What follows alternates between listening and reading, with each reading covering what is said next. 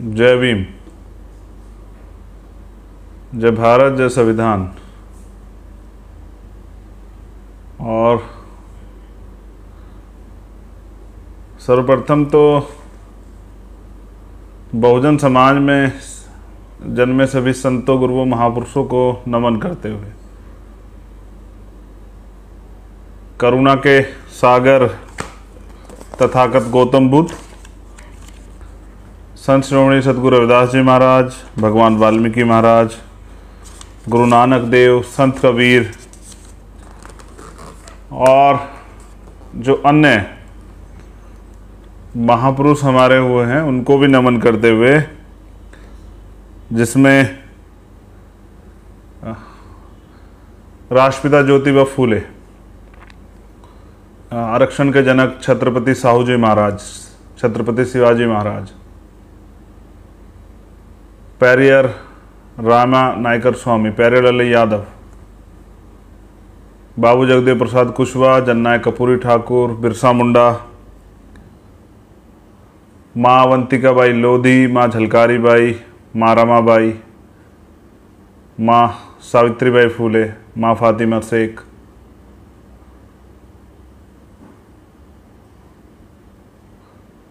और जो अन्य महापुरुष जिन्होंने बहुजन आंदोलन को आगे बढ़ाने का काम किया, मैं उन सबको भी नमन करता हूँ। नमन करता हूँ विश्व रत्न बाबा साहब डॉक्टर भीमराव अंबेडकर जी को, शहीद उधम सिंह जी को, शहीद भगत सिंह जी को, शहीद करतार सिंह सराभा जी को, डॉक्टर फरीदी जी को नमन करता हूँ। और मैं नमन करता हूँ बाबूजी जगजीवन राम जी को। मैं नमन करता हूँ मेरे गुरु, मेरे आदर्श, मेरे रहबर बहुजन नायक, एक संत, एक नायक, एक नेता, त्याग बलिदान की मूर्ति, मान्यवर साहब श्री काशीराम को। और क्योंकि आज 21 मई, तो मैं नमन करता हूं आज के इस ऐतिहासिक अवसर पे उन तमाम बहुजन समाज के योद्धाओं को, भीम आर्मी के कार्यकर्ताओं को सलाम करता हूं, पदाधिकारियों को सलाम करता हूं, सैल्यूट करता हूं, जय भीम बोलता हूं। उस आंदोलन में हमारे सभी सहयोगियों को जय भीम बोलता हूं। सर्वप्रथम तो बीमारी के बाद मैं पहली बार लाइव आया हूं, तो स्वास्थ्य में सुधार है, लेकिन क्योंकि संकल्प लिया है तो आज अगर तबीयत खराब भी रहती तो भी अपनी बात कहनी थी। तो उस आंदोलन को मजबूत करने वाले हर एक कार्यकर्ता का आभार प्रकट करता हूं। आज के विशेष दिन बहुत सारी बातें आप लोगों से करनी है और आशा उम्मीद है कि आप स्वस्थ हैं, आपके परिवार में सब मंगल है। मैं ये तो समझता हूँ कि बहुत सारे साथियों को इस बीच में हमने खो दिया, जिसमें टीएस विजय जी थे जो हमारे आईटी सेल के राष्ट्रीय संयोजक थे। इसी बीच में हमारे भीम आर्मी उत्तर प्रदेश के प्रदेश अध्यक्ष, उनके छोटे भाई और भी बहुत सारे साथी जो हैं जिनके नाम मैं नहीं ले पा रहा हूँ, हमने बहुत सारे साथी खोए हैं इस बीमारी में। तो आप सबकी मंगल कामनाओं की वजह से और गुरुओं, महापुरुष, संतों के आशीर्वाद की वजह से मैं काफ़ी स्वस्थ हूँ और दोबारा से जल्द आपके बीच मैदान में हूँगा। मेरा जय भीम स्वीकार करें। अब मैं कुछ चर्चाएं जो हैं आज के विशेष अवसर पे आप लोगों के बीच करना चाहता हूं। और कुछ आदर्शवादी महापुरुष और छूट गए हैं, जैसे बिरसा मुंडा और सर छोटू राम, संत गाडगे जी महाराज और बाबू मंगू राम सिंह मंगूवालिया जो पंजाब से थे, उदादेव पासी जी, माता दीन वाल्मीकि जी, गुरु घासीदास जी, ये मान्यवर दीना भाना वाल्मीकि साहब, ये तमाम महापुरुष जो हैं, धन सिंह कोतवाल जी, ये महापुरुष तो एक इतिहास। लेकिन आज क्योंकि विषय कुछ और है, 21 मई एक ऐतिहासिक आंदोलन दिल्ली में हुआ था, मैं उस पर चर्चा करूंगा। लेकिन उस चर्चा की शुरुआत से पहले बस मैं आपके सामने बाबा साहब अम्बेडकर का एक स्टेटमेंट जो है, जो बाबा साहब अम्बेडकर ने खुद दिया, मुझे लगा कि वो आप लोगों के सामने रखना चाहिए। ये मेरा नहीं, बाबा साहब का कथन है और यूपी की धरती पे है, तो मुझे लगा कि इस पे आपसे बात होनी जरूरी। ये भाषण है, सभा थी 1956 की, आगरा की, और मैं सभी क्रांतिकारी साथियों से चाहूँगा कि उसको सुने, एक बार उसको सुने, शायद ये आपके काम आ जाए। क्योंकि बुरा ये है कि हमारे लोग कॉपी बहुत ज़्यादा करते हैं, सुनते कम। लेकिन सीखने के दौर में है, तो मुझे आशा उम्मीद है कि आप कल का भविष्य हैं, बहुजन राजनीति का भी, बहुजन इतिहास का भी, बहुजन संघर्ष का भी, बहुजन आंदोलन, बहुजन क्रांति का भी। तो आपसे ही उम्मीदें हैं, तो सीख सीख के आगे बढ़ना है। आपके पास तो सिखाने के लिए कोई है नहीं, तो ये लिटरेचर ही काम आएगा। तो मैं क्योंकि मैं एक एक वर्ड जो है वो पढ़ना चाहता हूँ जो बाबा साहब द्वारा कहा गया, अपनी तरफ से कुछ नहीं कहना चाहता, इसलिए आशा अनुरोध करूंगा कि आप लोग इसको ध्यान से सुने। आगरा की सभा में बाबा साहब अम्बेडकर ने कहा, मुझे पढ़े लिखे लोगों ने धोखा दिया, और ये आपने बहुत बार लोगों के मुंह से सुना होगा।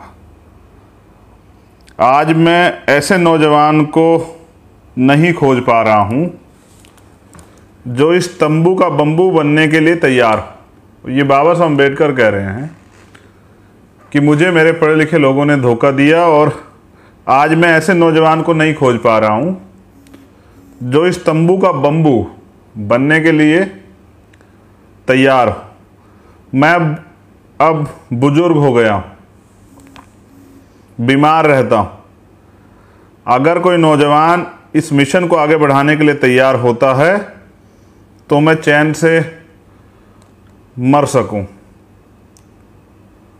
ये बाबा साहब अम्बेडकर ने कहा। बाबा साहब अम्बेडकर नौजवानों पे भरोसा करते थे, उनको लगता था, उनको ये विश्वास था। नौजवानों के लिए मेरा संदेश है, क्योंकि 21 मई की क्रांति में सबसे बड़ा हाथ जो है नौजवानों का था। वो नौजवान जिसके अंदर स्वाभिमान, सम्मान, हक अधिकारों की और लड़ने की आग, जिसके अंदर जोश जुनून है, जो स्वाभिमान सम्मान का जीवन चाहता है, कि जो बाबा साहब अम्बेडकर को जिसने पढ़ा, जो बाबा साहब अम्बेडकर की इन 2 लाइनों को बहुत अच्छी तरह मानता है कि हजारों साल की गुलामी से बेहतर है स्वाभिमान सम्मान के कुछ चंद मिनट या घंटे, जो ये भी मानता है कि इस जीवन में, जैसा मैंने आपको कई बार कहा, कि जीवन जीना कोई बड़ी बात नहीं, बड़ी बात है स्वाभिमान से जीना, सम्मान से जीना, अधिकारों के साथ जीना। और वो ये भी समझता है और दोहराता है खुद से, वो मेरे जैसा, आपके जैसा नौजवान जो हर घर में, जो कहता है कि बाबा साहब अम्बेडकर की उस बात को कि 100 दिन बकरे की तरह जीने से अच्छा एक दिन शेर की तरह जिया जाए। और उन नौजवानों पे बाबा साहब अम्बेडकर क्या कह रहे हैं? आज के नेता तो कहते हैं कि नौजवानों को पता नहीं है, वो तो कहते रहते हैं, लेकिन आपने तो साबित कर दिया उत्तर प्रदेश में। मैं अब नौजवानों पे चर्चा बाद में करूं, बाबा साहब की बात को आगे बढ़ा देता हूं। बाबा साहब ने कहा कि मैं ऐसे नौजवान को खोज रहा हूं। मैं 2-3 बार इसलिए दोहरा रहा हूं कि नौजवानों को पता लगे कि वो, उनमें बाबा साहब का विश्वास था, और उनको ये विश्वास था कि अगर कोई ऐसा नौजवान मिल जाए जो इस तंबू का बंबू बनने के लिए तैयार, जो इस आंदोलन को आगे बढ़ा सके, तो मैं चैन से मर सकूं।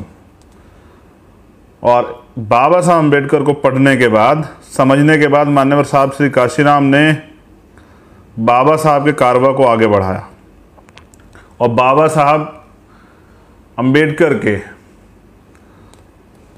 मिशन रूपी तंबू के बम्बू को बनकर न केवल आगे बढ़ाया बल्कि उसे मुकाम तक पहुंचाया। और बाबा साहब अम्बेडकर का जो अम्बेडकरवाद जो मिशन था उसको पुनर्जीवित किया। और ये थे हमारे रहबर मान्यवर साहब श्री काशीराम।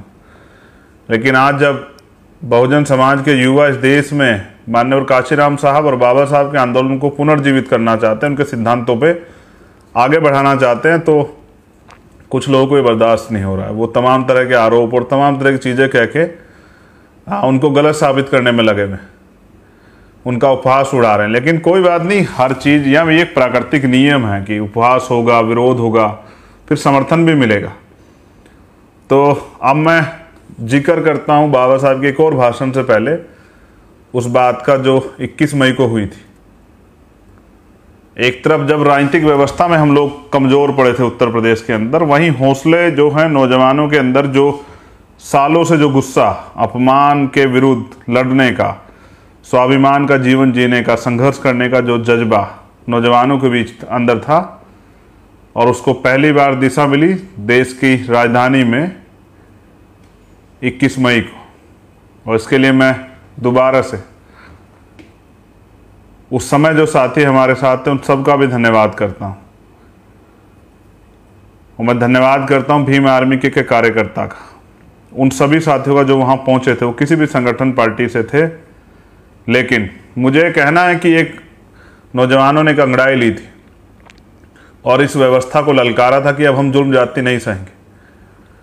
और बस मैं कुछ याद दिलाना चाहता हूँ, उसके बाद कितने आंदोलन हुए। मैं अगर अपनी बात कहूँ, उसके बाद मैंने 16 महीने जेल काटी। जब बेल मुझे मिल गई तो सरकार ने मेरे ऊपर रासुका लगा दी। जब 2 अप्रैल का आंदोलन हुआ और हमारे निर्दोष साथियों को जेल भेजना शुरू किया गया, रासुकाएं लगी, बहुत सारे साथियों की जान गई, तो मैं भूख हड़ताल पे चला गया। तो मेरे परिवार से मिलना भी जो है बंद करवा दिया गया। 8 महीने तक मुझे इलाज नहीं होने दिया सरकार के लोगों ने। सूखी रोटियां जो है वो खाने के लिए मजबूर किया। ये कोई बड़ी पहली बार और कोई बड़ी घटना नहीं थी, ये तो बहुजन आंदोलन में सहना पड़ा है। मुझसे पहले भी हमारे रहबर मान्यवर काशीराम साहब जेल गए। आज लोग कहते हैं आंदोलन, जेल, मुकदमे, तो यहाँ तो पानी पीने के लिए भी आंदोलन करना पड़ा। बाबा साहब ने तो लाठियाँ खाई, लेकिन मान्यवर काशीराम साहब तो खुद जेल गए। तो बुरा यह है कि हमारे साथियों ने इतिहास नहीं पढ़ा है, और मैं उस पर भी चर्चा करूँगा। लेकिन सबसे बड़ी बात और ज़रूरी बात जो मैं आज आपसे कर रहा हूँ कि उसके बाद कितने आंदोलन हुए और क्या आपको नई लीडरशिप नहीं मिली? क्या प्रत्येक प्रदेश में बहुजन समाज के नए नेता नहीं तैयार हुए जो आंदोलन से निकले? वो स्वाभिमानी लोग जो लड़ते हैं, क्या आज पुलिस से पहले लोग भीम आर्मी को याद नहीं करते? क्या कहीं वो अन्याय, अत्याचार, जुल्म जाती होती तो भीम आर्मी के लोग जाकर न्याय नहीं दिलाते क्या? हाँ, ये मैं मानता हूँ कि घटनाएं बढ़ रही है, इसलिए बढ़ रही हैं कि घटनाएं पहले भी होती थी, तब वो सामने नहीं आती थी, आज लोगों को न्याय मिलता है। उसके बाद मैं कितने आंदोलन आपको याद दिलाऊं, एक से एक बड़े आंदोलन हुए, और बहुजन समाज के प्रत्येक वर्ग में हमने लीडरशिप डेवलप की। बहुत जल्द जब मैं भीम आर्मी का स्थापना दिवस आएगा तो आपको बताऊंगा कि कितने नौजवान नेता जो हैं इस आंदोलन में तैयार हुए, और शेड्यूल कास्ट की सभी जातियों में, बैकवर्ड की सभी जातियों, माइनॉरिटी के लोगों में। ये इस आंदोलन की वजह से हुए। भीम आर्मी नामक जो आंदोलन, जो जिसने पिछले, और स्पीड देखिए, आप कहते हैं कि भाई ये जो हैं ये लोग काम नहीं कर पाएंगे, ये लोग चल नहीं पाएंगे, तो 4 साल में सही तौर पे आपने तभी भीम आर्मी को जाना था, लेकिन पिछले 4 साल के अंदर भीम आर्मी ने पूरे देश में अपनी पहचान बनाई, दुनिया में अपनी पहचान बनाई, टाइम्स में अपना नाम जो है कमाने का काम किया। अगर आपको याद हो, हाथरस जैसा आंदोलन, हाथरस जैसे हमारी बहन के साथ जब अन्याय हुआ, न्याय दिलाने का काम किया। ऊना का मामला, उन्नाव का मामला, चूरू का मामला हो, थाना गाजी का मामला हो, दिल्ली में CA NPR NRC आंदोलन, संघियों के खिलाफ लड़ने के लिए एक नौजवानों का एक दल तैयार हुआ, चाहे वो दिल्ली में जब गुरु घर तोड़ा गया हो, ये राजनीतिक दल यहीं थे, ये सब लोग यहीं थे। न्याय तो बहुत दूर की बात है, आवाज़ भी कोई नहीं उठाता था। लेकिन क्या आज आप अपनी बात को कह नहीं पा रहे? आपने तो बल भी दिखाया। तो मैं धन्यवाद करता हूं, और धन्यवाद इसलिए करता हूं कि पिछले 4 साल में आपने इतना बड़ा परिवार दिया, और वो जो मान सम्मान दिया, मैं उस कर्ज को चुकाऊंगा अपने जीवन के अंतिम क्षण तक। एक वंचित वर्ग के गरीब बेटे को जो है, जो सम्मान आप लोगों की बदौलत मिला है, उसको मैं जाया नहीं जाने दूंगा। तो मैं मेरा जीवन जो है वो समर्पित है माननीय काशीराम साहब के आंदोलन को। और मैं ये भी बता दूं, आज मैं बिल्कुल खुल के बोलना चाहता हूं। जो लोग ये कहते हैं कि भाई माननीय काशीराम साहब की बात करते हैं, माननीय काशीराम साहब की उस पर चलते हैं, मैं नहीं कहना चाहता, लेकिन मैं आपको कह देता हूं, अपने नौजवान साथियों को भी कह देता हूं। आप कहते हैं कि मान्यवर साहब की पार्टी क्यों चलाते? हमने तो प्रयास किया था उसमें काम करने का, लेकिन वहाँ बोलने वाले नेता नहीं चाहिए, लड़ने वाले लोग नहीं चाहिए, अधिकार सिद्धांतों की बात करने वाले लोग नहीं चाहिए।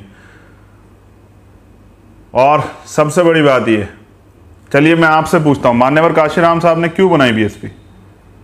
उन्होंने बामसिफ DS4 क्यों बनाया? वो बाबा साहब की RPI को क्यों नहीं लेके चलते रहे?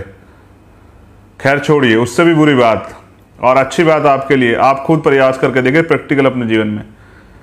आपके पिताजी ने कोई मकान बनाया होगा, हाँ आप अपने पिताजी से बहुत प्यार करते हैं, हाँ उनकी यादों को संजो के रहना चाहते हैं, लेकिन क्या अगर वो मकान जर्जर हो जाए, जो कि एक समय पे आके हो जाएगा, आप कोई नई गाड़ी लेते हैं, आप नई मोटरसाइकिल लेते हैं, साइकिल लेते हैं, कुछ भी लेते हैं, जब वो एक समय पे आके उसकी एक सीमा हो जाती है, एक उम्र हो जाती है, तो वो उसके बाद अपनी स्पीड छोड़ देता है। तो अंत आप दूसरी चीज़ क्यों खरीदते हैं? आप दूसरा घर क्यों बनाते हैं? आप क्यों तैयार करते हैं? अच्छा, क्योंकि आप तो अपने पिताजी से प्यार करते थे, आपको तो उसमें पुरानी झोपड़ी में ही रहना चाहिए था। आपने नया घर क्यों बनाया? नया घर इसलिए बनाया क्योंकि हाँ, बाबा साहब अम्बेडकर का सपना अभी पूरा नहीं हुआ। और मैं अगर बात करूं तो इस किताब में आज बहुत कुछ है आपके लिए, लेकिन सबसे पहले मैं बाबा साहब अम्बेडकर जो चाहते थे, मैं बस उस पर चंद लाइनें आपके बीच में रख देता हूँ। और ये इसलिए क्योंकि वास्तविकता में मान्यवर काशीराम साहब और बाबा साहब का सपना पूरा नहीं हुआ, इसलिए हम लोग मैदान में। बाबा साहब अम्बेडकर कहते हैं, आप लोग नहीं मानते कौन सी चीज़ मुझे व्यथित कर रही है और मुझे इतना उदास बना देती है। मेरे मन की बढ़ती चिंता तो यह है कि मैं अपने जीवन के मिशन को पूरा नहीं कर पाया। मैं अपने जीते जी अपने लोगों को अन्य समुदाय के साथ बराबरी की हैसियत से राजनीतिक सत्ता की हिस्सेदारी करते हुए एक शासनकर्ता जमात के रूप में देखना चाहता था। मैं बीमारी के कारण अपंग और असहाय हो गया हूं। मैं जो कुछ हासिल कर पाया वो बहुत कठिनाइयों परेशानियों से कर पाया। बाबा साहब हमें शासक जमात देखना चाहते थे। मैं पूछना चाहता हूं कि भाई उन आलोचक साथियों से भी, क्योंकि वो मेरे अपने ही लोग, वो किसी कारण से मुझसे नाराज है। नाराज इसलिए हैं कि वो अभी दूसरे घर में, लेकिन मैं आपसे आज पूछना चाहता हूं, बस मुझे अपने मन से जवाब दीजिए सोच के। बहुत सारे बुद्धिजीवी लोगों को भी शिकवा हो सकती है। हाँ, हम अपने काम से जवाब देंगे, बोलने से नहीं, अपने काम को करके और रिजल्ट दे के जवाब देंगे। लेकिन मैं आज आपसे पूछना चाहता हूं, 2012 में आप लोग उत्तर प्रदेश में किसके वजह से डाउन हुए? आप 2014 में 0 सीट पे किसकी वजह से आए? आप 2017 में 18-19 सीटों पे किसकी वजह से आए? 2019 में 10 सीटें जीती वो किसकी वजह से? और वो कहां कहां जीती आप ये भी चेक कर लीजिए। और वर्तमान में जो लोग मजाक बना रहे थे भीम आर्मी के लोगों का, इससे पहले तो कहते थे कि ये चंद लोग हैं, इनके साथ लोग नहीं है, जमीनी कार्य नहीं। लेकिन जब अब भीम आर्मी के और आजाद समाज पार्टी के लोगों ने रिजल्ट दिया है, उन्होंने साबित किया कि वो भविष्य को उज्जवल बना के दिखाएंगे और सपनों को पूरा करेंगे जो बाबा साहब अम्बेडकर और मान्यवर काशीराम साहब चाहते थे। तो आज आपको बौखलाहट क्यों? ये लोकतंत्र है, सबको अधिकार है। जब आप लोगों के राहों में रोड़े अटका देंगे, उनको समाज की भलाई के लिए कुछ करने नहीं देंगे, तो वो करेंगे। तो आप आइए ना, सामना कीजिए। आज क्या दिक्कत आ रही? बाबा साहब अम्बेडकर ने आप सबके लिए ये लाइन लिखी थी, बहुत दिन पहले लिख के चले गए बाबा साहब अम्बेडकर। मैं सोचता हूँ आज पढ़ देता हूँ आप उन हर साथियों के लिए जिन्होंने इस मिशन को आगे बढ़ाने में योगदान दिया है। बाबा साहब ने उन सभी सामाजिक कार्यकर्ताओं, मिशनरियों जो समाज कार्य कर अम्बेडकरवाद को पुनर्जीवित करने का काम कर रहे हैं, निरंतर दिन रात 24 घंटे सतत काम कर समय, मेगा तथा आर्थिक सहयोग से अम्बेडकरवाद को बढ़ावा दे रहे हैं, उनके बारे में लिखा। आपको अपने अमिष्ट की पवित्रता पर अडिग विश्वास रखना चाहिए। आपका लक्ष्य उत्तम है और अपना ध्येय मिशन सर्वोच्च एवं गौरवशाली। वे धन्य हैं जो अपने समाज भाइयों के प्रति उनके बीच उन्होंने जन्म लिया, अपने कर्तव्य पालन हेतु पूर्णतया सजग हैं। उनकी महिमा ध्येय है जो अपना समय, अपनी विद्वता एवं अपना सर्वस्व समाज के विमुक्ति के लिए अर्पित करते हैं। गौरवशाली हैं वे जो दास्तां में जकड़े हुए लोगों की स्वतंत्रता के लिए महान संकटों, हृदय विदारक अपमान, जजावती और जोखिम के होते हुए भी जब तक अपना संघर्ष जारी रखते हैं, जब तक दलित जन अपने मानवीय अधिकारों को प्राप्त नहीं कर लेते। ये बाबा साहब अम्बेडकर ने आप सब लोगों के लिए लिखा है बहुत दिन पहले, कि जो लोग अपने जीवन का अमूल्य समय छोड़ के सामाजिक कार्य की भावना से, सामाजिक विकास की भावना से अपने भाइयों के लिए काम कर रहे हैं, वो सब लोग बधाई के पात्र हैं, उनका धन्यवाद करते हैं, क्योंकि वो लोग अपना कार्य छोड़ के इस मूवमेंट को आगे बढ़ाने का कार्य कर रहे हैं। इसलिए तो बाबा साहब ने कुछ लोगों को धोखा देने की बात भी कही। देखिए, दो चीजें साफ है, हम इतिहास लिखने के करीब हैं और हम लोग इतिहास लिखेंगे, क्योंकि इतिहास लिखने के लिए इतिहास पढ़ना पड़ता है। और ये बाबा साहब अम्बेडकर ने भी कहा है, उन्होंने कहा जो व्यक्ति अपना इतिहास नहीं जानता वो कभी इतिहास लिख ही नहीं सकता और ना ही अपने भविष्य का निर्माण कर सकता है। तो आप इतिहास को जानिए कि आप लोगों को दरिद्र, आप लोगों को जाति व्यवस्था में किसने जकड़ा, आपको कमजोर, असहाय, शिक्षा विहीन, धन विहीन, सम्मान विहीन किसने बनाया? तो इतिहास मान्यवर काशीराम साहब कैडर देते थे। आप आज क्यों नहीं कैडर होते? वो कैडर हम लोग जिंदा करें। मैं तो ये कोरोना काल कम हो जाए, क्योंकि इन सरकारों ने कोई व्यवस्था नहीं की। ये लड़ाई रोटी की नहीं है, ये स्वाभिमान, सम्मान, अधिकारों की लड़ाई। एक भी सरकार ऐसी नहीं थी जिसकी में इतना काम हो पाता कि आम आदमी खुश रहता। आज लाखों लोगों की जान गई इस कोरोना काल में, अच्छा इलाज न मिलने कारण। इसके लिए ये सरकारें दोषी हैं, इन पे हत्या का मुकदमा चलना चाहिए। लेकिन गरीब तो गरीब है, वो तो पैदा ही हुआ है मरने के लिए, उसको तो एक ना एक दिन मरना ही। कभी रोड पे किसी अमीर की गाड़ी के एक्सीडेंट से, कभी प्राकृतिक आपदा से, बिजली से, बाढ़ से, बारिश से, हवा से, या बीमारियों से, या भूख के कारण, या अपमान के कारण, या किसी जाति से ग्रसित मानसिकता के व्यक्ति के हाथों अपमानित होके।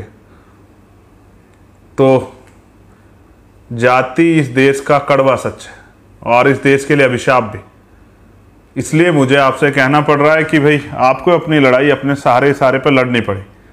और इसलिए अब मैंने तय किया है कि जैसे कोरोना काल खत्म होगा, मैंने आपसे जानकारी दी थी कि हम लोग साइकिल यात्रा पर निकलेंगे, और अब मैं इस साइकिल यात्रा को देशव्यापी बनाना चाहता हूँ कि हर विधानसभा, हर जिले में वहाँ की जो टीम, वो जो पंपलेट हम लोग तैयार करा रहे हैं, जिसमें हमारी गारंटियाँ हैं कि लोकतंत्र में संविधान क्या क्या देता है, रोटी, कपड़ा, मकान, चिकित्सा, शिक्षा, सुरक्षा, रोजगार और न्याय, ये सारी चीज़ें उन पंपलेट को, उस बात को, हमारी उस कड़ी को आगे बढ़ाते हुए, महापुरुषों के उस आंदोलन को आगे बढ़ाते हुए आप लोग गांव-गांव जाके उसका प्रचार करें।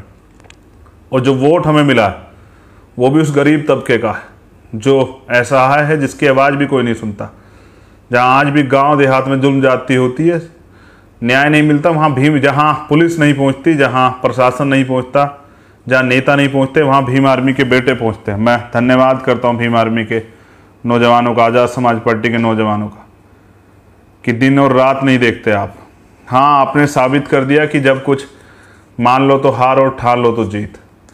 आप लोग निकले हैं तो समय लगेगा, लेकिन रिजल्ट तो आना ही। परिवर्तन प्राकृतिक नियम। तो हम लोग निकलेंगे गांव गांव और गली गली जाके तैयार करेंगे सोए हुए समाज में राजनीतिक चेतना जागरूक करने के लिए। और मैं तो खुद निकलने वाला हूँ। और अब हम लक्ष्य बना के काम करेंगे और मुझे विश्वास है कि हम लक्ष्य के अनुरूप काम करेंगे तो जीतेंगे।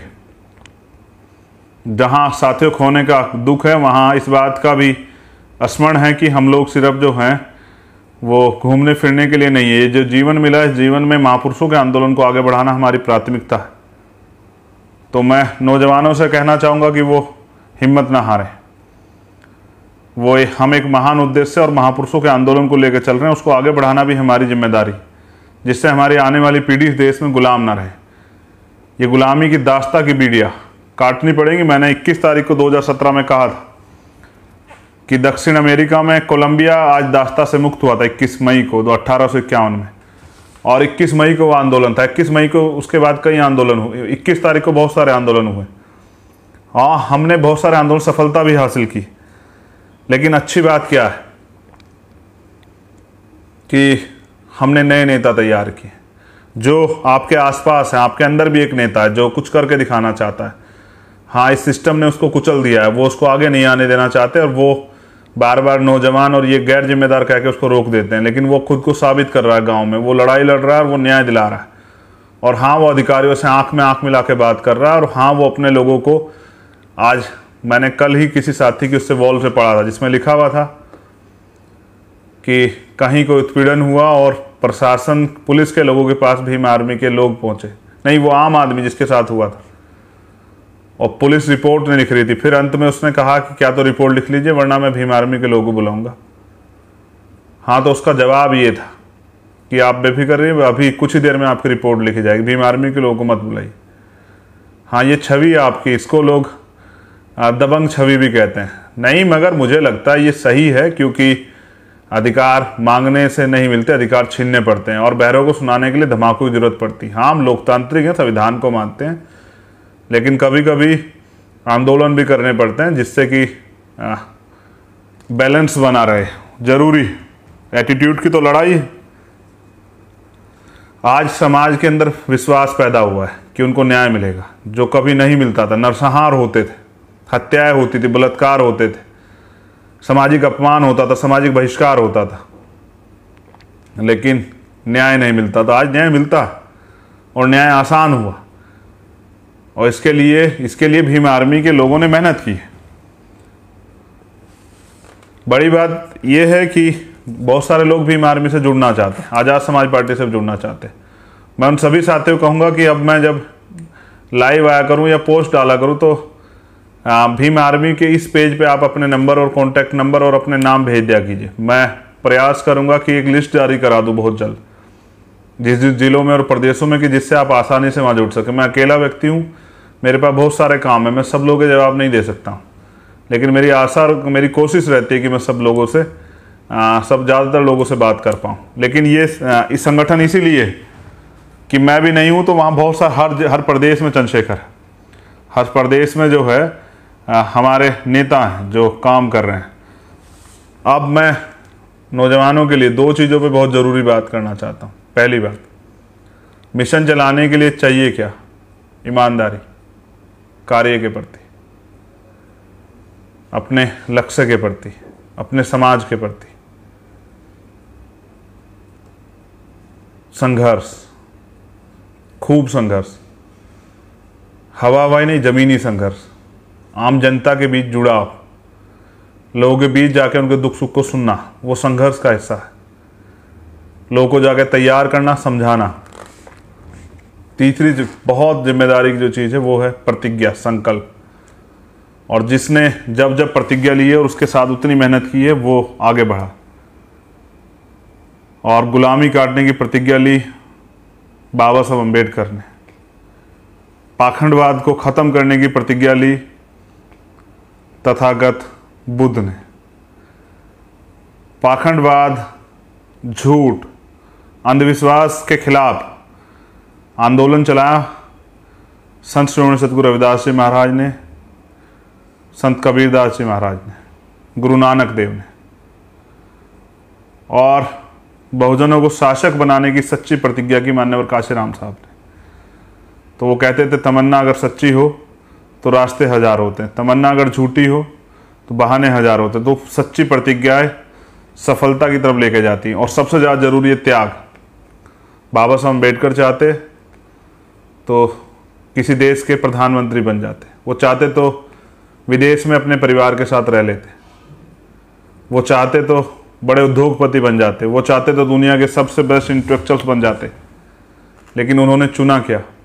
त्याग।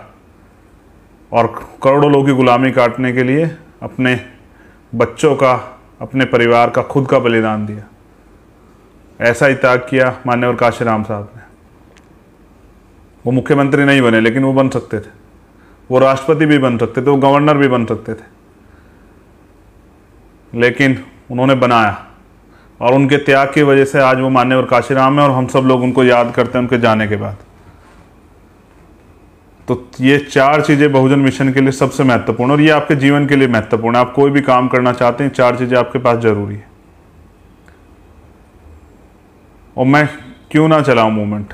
जब मान्यवर काशीराम साहब ने कहा कि मुर्दा लोग जो हैं मिशन नहीं चलाते और जिंदा लोग रुकने नहीं देते, जब हम जिंदा कौम हैं, जब हम जुल्म जाति के खिलाफ लड़ सकते हैं, तो क्यों ना चलाएं मिशन? क्यों ना मान्यवर काशीराम साहब का और बाबा साहब का सपना पूरा करें? क्यों ना करोड़ों लोगों के जीवन में बदलाव करें? क्यों ना इस अन्याय, अत्याचार, जुल्म जाति की जिंदगी से अपने लोगों को मुक्ति दिलाएं? क्यों ना उनके छिने हुए अधिकार उनको दिलाएं? क्यों ना हर गरीब माँ के आंसू को पूछें? क्यों ना आप हर गरीब बाप के, चाचा ताऊ के, बुजुर्ग के सम्मान की सुरक्षा करें, उनके जीवन को अच्छा बनाएं? क्यों ना हर हम नौजवान को हाथ पकड़ के रोजगार दें, भाईचारा बनाएं, एक अच्छा समाज बनाएं, स्वस्थ समाज। कमजोर ताकतवर में कभी समझौता नहीं होता। तो ये जो जाने गई हैं, ये बचाई जा सकती थी अगर बचाने की निष्ठा होती। इस पे मैं बड़ा काम करूंगा। और अगले जिस दिन ये लॉकडाउन खुलेगा, आप विश्वास कीजिए, उसके चंद दिनों बाद उत्तर प्रदेश का माहौल बदलेगा। वंचित वर्ग के लोगों को का विश्वास और मजबूत होगा। लेकिन एक और बहुत जरूरी बात, अगर सफलता चाहिए, ये आपके लिए एक एक आजाद समाज पार्टी कार्यकर्ता पदाधिकारी और भीम आर्मी के पदाधिकारी कार्यकर्ता के लिए। काशीराम साहब कहते थे कि झाड़ू जब तक इकट्ठा रहती है तब तक सफाई करती है, और जब खुद सिक्कों में बढ़ जाती है तो खुद कचरा बन जाती है। तो एकजुट रहोगे, दोस्त दुश्मन की पहचान करके रखोगे, अपने कार्य को आगे बढ़ाते रहोगे, तो जीवित रहोगे, स्वाभिमानी रहोगे और अपनी सफलता की तरफ बढ़ते रहोगे। अगर आपस में मनमुटाव करोगे, टांग खिंचाई करोगे, एक दूसरे को रोकने का काम करोगे, तो कचरा बन जाओगे। फैसला आपको करना है। लेकिन सफल होने के लिए चाहिए खुद से वादा, मेहनत ज्यादा और मजबूत इरादा। दोबारा दोहरा रहा हूं, खुद से वादा कि करके दिखाना है, मेहनत ज्यादा कि किसी भी कीमत पे करना है, और मजबूत इरादा कि हाँ करना है और बस करना है। तो मैं गौरवान्वित हूँ। मैं तो राजनीति करना भी नहीं चाहता था। मुझे तो नफरत थी कुर्ते पजामे वाले लोगों से, क्योंकि वो चुनाव से पहले कुछ और बोलते थे और चुनाव के बाद कुछ और कभी वो चुनाव के बाद ढूंढे भी नहीं मिलते थे। लेकिन इस सिस्टम ने, जब मैंने देखा, जब मैंने जेल जाने के बाद बाबा साहब अम्बेडकर को पढ़ा, जब मैंने पॉलिटिकल ताकत को पहचाना, जब बाबा साहब अम्बेडकर की उस बात को समझा कि पॉलिटिक्स द मास्टर की, कि राजनीतिक सत्ता वो चाबी है जो सारे ताले खोल सकती है, और जब मैंने ये भी समझा कि राजनीति में हिस्सेदारी ना करने का सबसे बड़ा नुकसान ये है कि अयोग्य लोग आप पे शासन करते हैं, तब मुझे समझ आया कि क्यों नौजवानों को राजनीति से दूर रखा गया है। क्योंकि वो परिवर्तन चाहते हैं, और जो लोग मौजूद हैं उनको परिवर्तन से नफरत है। आप अपने आसपास भी चेक कीजिएगा, वो नौजवान किसी पार्टी, किसी दल में, कब तक नकारा जाएगा नौजवानों को। और जब कोई नौजवान आगे बढ़ता है तो जब उसको रोका नहीं जा सकता तो उसके ऊपर आरोप ही लगाए जाते हैं। और आरोपों से घबराने की जरूरत नहीं है। अगर आप सच्चे हैं तो आरोपों से ना घबराएं, ना उनका जवाब दें। हाँ, चलते जाएं, आगे बढ़ते जाएं, संघर्ष करें। जो किताबी बातें मैंने आपको बताई, उनको बताने के पीछे एक कारण और भी था, उसको पढ़ने के पीछे, क्योंकि मैं अपनी तरफ से कुछ भी नहीं बोलना चाहता था। मैं वो बोलना चाहता था जो बाबा साहब ने बोला था, क्योंकि बाबा साहब अम्बेडकर कह के गए कि 21वीं सदी हमारी, हम लोग शासक जमात बनेंगे। उन्होंने ऐसा नहीं कहा, उन्होंने ऐसे ही नहीं कह दिया ये बात। वो समझते थे और ये भी समझते थे कि इसको आगे कैसे बढ़ेगा। तो आप चैलेंज स्वीकार कीजिए, जैसे आप आज भी स्वीकार कर रहे थे। चैलेंज लेना सीखिए, उसको पूरा करना सीखिए, उसके लिए मेहनत करना सीखिए। सस्ती लोकप्रियता के चक्कर में मत पड़िए, शॉर्टकट मत अपनाइए, मेहनत कीजिए, गांव-गांव जाके संघर्ष कीजिए। मैं तो आपकी बदौलत हूँ, मुझे तो आपने तैयार किया। मैं ये भी कह देना चाहता हूँ मेरे साथियों कि सूरज पश्चिम से निकल सकता है और पूरब में छिप सकता है। आपने अभी तक सुना होगा कि सूरज पूरब से निकलता है और पश्चिम में छिपता है। मैं आपसे कहना चाहता हूँ कि सूरज पश्चिम से निकल सकता है और पूरब में छिप सकता है, लेकिन चंद्रशेखर आज़ाद ना कभी बिक सकता है, ना कभी झुक सकता है, और ना ही कभी रुक सकता है। मेरी इस बात को नोट कर लें अपने पास। वो नोट नहीं बना जो आपके भाई को खरीद ले, लेकिन इस आंदोलन को आगे बढ़ाना आज समय की जरूरत है। अगर आप भारत में अपने वजूद को बचाना चाहते हैं, आप अपने लोगों को लाश बनने से बचाना चाहते हैं, आप अपने लोगों के स्वाभिमान, सम्मान, अधिकार की सुरक्षा करना चाहते हैं, क्योंकि मैंने महसूस किया, मुझे बात आपसे कहनी पड़ेगी, मैंने बहुत सारे लोगों को रोते चिल्लाते चीखते देखा, क्योंकि उनको ऑक्सीजन नहीं मिल पा रही थी, उनको वेंटिलेटर नहीं मिल पाया, उनको बेड नहीं मिल पाया, उनको मेडिसिन नहीं मिल पाई। लेकिन ये हमारी वजह से तो हुआ। अगर बहुजन समाज के लोग, इस देश के SC ST OBC माइनॉरिटी के लोग, मैं इनके लिए इसलिए कह रहा हूं कि अधिकारों से वंचित यही लोग, हाँ मेरी स्वर्णों से जाति कोई झगड़ा नहीं है, लेकिन मैं अभी जो काम कर रहा हूं, मेरा किसी जाति मजहब से झगड़ा नहीं। मैं तो आर्टिकल 25-26 को मानता हूं, जो भारतीय संविधान में बाबा साहब अम्बेडकर ने लिखा कि सबको धार्मिक आज़ादी, सब अपने धर्म को माने, मुझे कोई दिक्कत नहीं। लेकिन हाँ, मुझे तकलीफ होती जब इंसानियत के धर्म की मजाक उड़ती है। जब उत्तर प्रदेश में लाशें जो हैं वो पानी में तैरती हैं, या उनको कुत्ते नोचते हैं, या ये पूंजीपतियों के अस्पताल पैसे ना मिलने कारण डेड बॉडी नहीं देते। हाँ, मुझे तकलीफ होती है जब ये मीडिया पूरे मामले को घुमा के कुछ और दिखाने लग जाता है। हाँ, मुझे तकलीफ होती है जब किसी गरीब का, किसी अधिकारी कर्मचारी का जाति की वजह से उत्पीड़न होता है। हाँ, मुझे तकलीफ होती है जो पीड़ित है उसको न्याय मिलने की जगह जब उसको जेल भेजा जाता है। हाँ, जब उसको ही सताया जाता है, मुझे तकलीफ होती है। बिल्कुल, मैं अपनी तकलीफ को समझता हूँ और मैं अपनी तकलीफ को दूर करना चाहता हूँ। इसलिए मैं चाहता हूँ कि वंचित वर्ग के लोगों के हाथ में शासन सत्ता है, उनको ताकत मिले। मैं तो बच गया हूँ, लेकिन बहुत सारे लोगों ने जानें खो दी। इसमें हमारे बहुत सारे साथी, उनकी जानों का हिसाब कौन देगा? क्या सुप्रीम कोर्ट और हाई कोर्ट में इतनी ताकत है कि वो मुख्यमंत्री पे मुकदमा करें? क्योंकि जब उत्तर प्रदेश में मेडिकल सुविधाएं, स्वास्थ्य सुविधाओं पे काम होना था, तब मुख्यमंत्री बंगाल में जाके रैलियां कर रहे थे, प्रधानमंत्री, गृह मंत्री रैलियां कर रहे थे। क्या आप देश में होने वाले और कोरोना जो ये कम्युनिटी स्प्रेड हुआ, ये जो देश भर में गांव-गांव में फैल गया, इसकी जिम्मेदारी क्या सुप्रीम कोर्ट, हाई कोर्ट, प्रधानमंत्री और इन मुख्यमंत्री को देंगे? क्या इनको जेल भेजेंगे? नहीं भेजेंगे। ये गुलाम सिस्टम नहीं भेजेगा। इनके लिए आपकी जानों की कीमत नहीं है। अगर होती तो वो जो 2000 से ज़्यादा लाशें 2 या 3 फीट की गहराई में जिनको कुत्ते नोच रहे हैं, जो आपके मेरे परिवार की है, तो उन पे ये सिस्टम कुछ ना कुछ करता। हाँ, उन पे जवाबदेही मांगता, और हाँ, जिन जो उसके आरोपी थे उन पे कार्रवाई होती। लेकिन नहीं होगी, और होगी इसलिए भी नहीं कि नीति वाले लोग वहाँ हैं ही नहीं। न्याय करने वाले लोग वहाँ हैं ही नहीं, क्योंकि आप वहाँ नहीं, वहाँ किसान नहीं है तो किसानों की बात नहीं होगी, वहाँ नौजवान नहीं है तो नौजवानों की बात नहीं होगी, वहाँ महिलाएं नहीं है तो महिलाओं की बात नहीं होगी।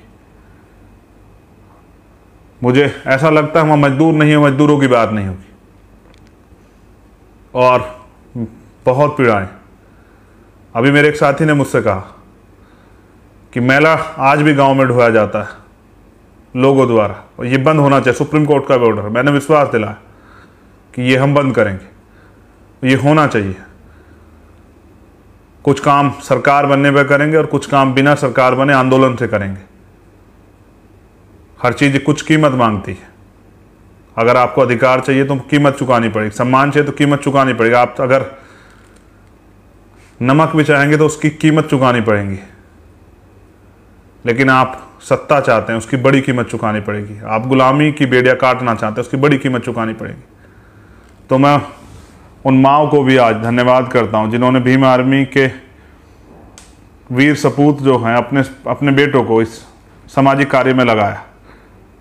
मैं उन माओं को, उन पिताओं को, उन बहनों को, उन तमाम सम्मानित बहुजन समाज के हमारे जो जिम्मेदार लोग हैं उनको आभार धन्यवाद प्रकट करता हूँ। ये बहुजन समाज हमारा परिवार है, भीम आर्मी हमारा परिवार है। तो आप इस परिवार में जो हमारी माएँ, बहनें, छोटे बच्चे, बुजुर्ग, नौजवान साथी, आप सबका मैं आभार प्रकट करता हूँ। लेकिन लड़ाई अभी शुरू हुई, ख़त्म नहीं हुई। मैं प्रधानमंत्री की तरह रोऊंगा नहीं। अगर मैं प्रधानमंत्री होता तो भारत के हालात कुछ और होते। शायद कोई गरीब इलाज ना मिलने कारण नहीं मरता, शायद किसी को कर्जा ना चुकाने की वजह से आत्महत्या नहीं करनी पड़ती, शायद कोई भूखा पेट जो है नहीं सोता, शायद किसी गरीब पे, शोषित पे अत्याचार नहीं होता। हाँ, बहुत सारे शायद किसी बहन का अपमान नहीं होता। लेकिन मुझे लगता है कि वो दिन दूर नहीं कि जब वंचित वर्ग के लोग इस आंदोलन को आगे बढ़ाएंगे और अपनी हिस्सेदारी तय करेंगे और खुद को शासक बनाना चाहेंगे। आज के लिए बहुत आभार। ये ऐतिहासिक दिन फिर आएंगे आपकी लाइफ में, लेकिन आप तय करें कि कब तक आप लाशों पर रोते रहेंगे या इस परेशानी को, इस जो ये परेशानियों से भरी जिंदगी, इससे मुक्ति चाहते हैं, इस सिस्टम को ठीक करना चाहते हैं। वो कहते थे ना काशीराम साहब, जो सरकार निकम्मी हो सरकार बदलनी है। तो निकम्मे लोगों को बदल के अच्छे लोगों को बनाना पड़ेगा। मुझे विश्वास है कि इस लड़ाई में आप मेरा साथ देंगे। अपनी ताकत को इकट्ठा कीजिए। और एसी के रूम से में बैठ के काम नहीं चलेगा नौजवान साथियों। जैसे ही माहौल सामान्य हो निकलना पड़ेगा। मैं भी चाहूँगा कि मैं देश से वो जो सीखना चाहते हैं या कुछ करके दिखाना चाहते हैं, जब साइकिल यात्रा चलेगी तो कोशिश करूँगा हर ज़िले से, देश के हर ज़िले से एक वो नौजवान जो, जैसे मान्यवर काशीराम कहते थे, एक जिला एक किला, एक कप्तान को मैं भी कोशिश करूंगा अपने साथ रख के उसको सिखाने का काम करूंगा। और इस देश में वंचित वर्ग के अधिकार को सुरक्षा करने का काम जो है भीम आर्मी और आज़ाद समाज पार्टी करेगी। आप सभी का मंगल। जय भीम, जय भारत, जय संविधान। आप सभी के परिवारों के लिए बहुत बहुत मंगल कामनाएं, सभी प्रदेशवासियों के लिए मंगल कामनाएं, हमारे देश के लिए मंगल कामनाएं, और इन नेताओं को सद्बुद्धि मिले। जय भीम, जय भारत।